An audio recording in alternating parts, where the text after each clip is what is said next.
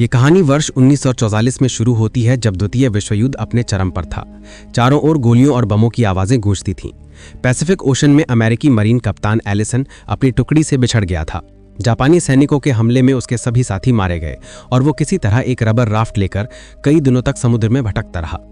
अंततः उसे एक आइलैंड दिखाई देता है और वो वहां पहुंचकर मदद की तलाश करता है। आइलैंड वीरान लगता है, लेकिन कुछ दूर उसे एक छोटा चर्च दिखता है। वो अंदर जाता है तो उसे वहां एक कैथोलिक नन एंजेला दिखाई देती है। शुरू में वो एलिसन को देखकर डर जाती है, पर जब वो बताता है कि वो अमेरिकन है और उसे किसी से खतरा नहीं है, तब वो शांत होती है। एंजेला बताती है कि वो इस आइलैंड पर अकेली रहती है। वो एक पादरी के साथ यहाँ आई थी, लेकिन जापानी सैनिकों ने बाकी पादरियों को पकड़ लिया और बाद में बीमारी के कारण उसके साथ आए पादरी का भी निधन हो गया।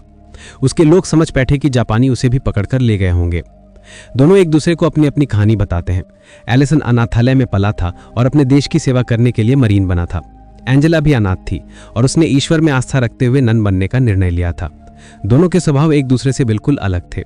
एंजेला शांत और आस्थावान, वहीं एलिसन कठोर और व्यवहारिक। वे साथ में भोजन ढूंढते हैं। एलिसन फल तोड़ता है और एक कछुआ पकड़कर भोजन बनाता है। धीरे धीरे दोनों के बीच विश्वास बढ़ने लगता है, पर तभी आसमान में जापानी विमान दिखाई देते हैं और दोनों एक गुफा में छुप जाते हैं। अगले दिन जोरदार बमबारी होती है, जिससे चर्च और उनका ठिकाना नष्ट हो जाता है। जल्द ही जापानी सैनिकों की एक टुकड़ी आइलैंड पर डेरा डाल देती है और एलिसन का राफ्ट भी नष्ट कर देती है। अब दोनों के पास केवल गुफा ही बचती है। भोजन खत्म होने पर एलिसन चुपके से जापानी कैंप में घुसकर खाना चुराने जाता है और पूरी रात वहीं फंस जाता है। एंजेला उसे मृत समझकर रो पड़ती है, पर सुबह वो सुरक्षित लौट आता है। दोनों के बीच भावनाएं गहराती हैं।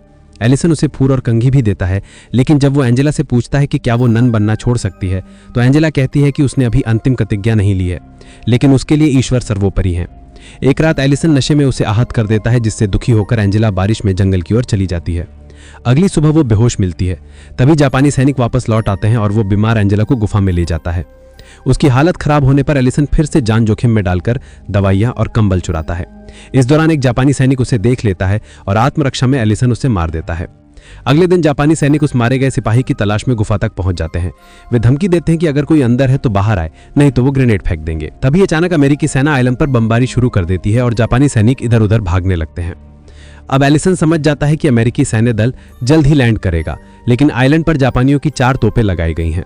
वो एंजेला से कहता है कि उसे उन तोपों को निष्क्रिय करना होगा। एंजेला उसे जाने की अनुमति देती है। एलिसन बमबारी के बीच दौड़ते हुए एक एक कर सभी तोपें नष्ट कर देता है। इस दौरान वो गंभीर रूप से घायल हो जाता है, लेकिन उसका मिशन पूरा हो जाता है और कई अमेरिकी सैनिकों की जान बच जाती है। अमेरिकी बमबारी रुकने पर एंजेला बाहर आती है और घायल एलिसन का इलाज करती है। एलिसन कहता है कि शायद अब वे कभी नहीं मिल पाएंगे। एंजेला भावुक होकर कहती है कि भले ही वो उसके साथ अपनी जिंदगी ना बिता सके, लेकिन वो हमेशा उसके दिल के करीब रहेगा। अमेरिकी नौसेना आइलैंड पर लैंड करती है और एलिसन को स्ट्रेचर पर ले जाया जाता है। एंजेला चुपचाप उसके पीछे चलती है। एलिसन ने कभी उस पर अपने प्यार का दबाव नहीं डाला और एंजेला ने भी उसके त्याग को सम्मान दिया। यही कहानी समाप्त होती